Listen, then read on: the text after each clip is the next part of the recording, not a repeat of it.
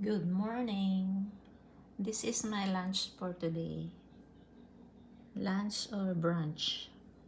It's a pampano sinigang. I put some carrots and mustasa leaves and of course sinigang mix.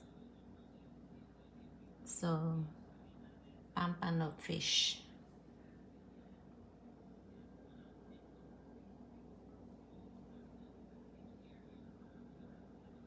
Yummy, yummy. Let's eat, guys.